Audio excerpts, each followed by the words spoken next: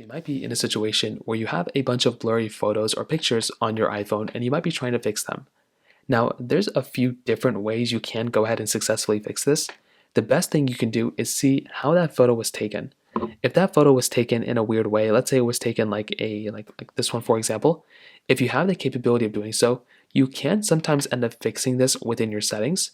So for one, if you have the ability of doing so, go ahead and click on the edit button at the top, and you can sometimes edit these specific things in a way where you can actually go and fix it. So as you can see, if you go under contrast or brightness or black point, saturation, there's a lot of things you can do here to kind of, fix this. Sharpness is the one that sometimes I will go onto in order to actually fix this problem. So you can increase or decrease the sharpness. So you can see in the original photo right here, if this was what I was taking, if I wanted to kind of increase the sharpness, I can go ahead and increase it just like this. I can edit the sharpness of this photo. So you can see, this is what it looks like here.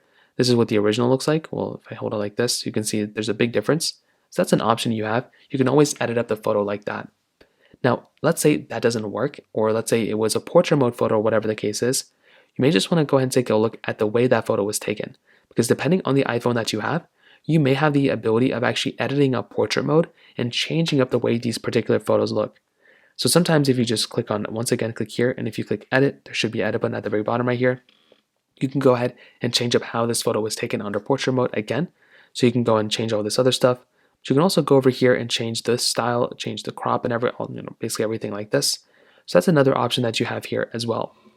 Now, if that doesn't work, you can also try going through and seeing if that specific photo was taken as a burst. So sometimes if you take one photo, that one photo may have like 10 photos inside of it. So if there's a burst photo, it'll give you a little bit of a sign that shows like 1 out of 10, or it should tell you that it's a burst photo or something like that. So if that is an option, then you can probably take it as a burst photo there. So that's another option that you have there as well. So those are pretty much the main ways to go and do it. If you have any other thoughts or questions, let me know in the comment section below. Hit the like button, that would mean so much, but definitely hit that subscribe button. More importantly than everything else, I love every single one of you guys. Hopefully I'll catch you guys in the next video.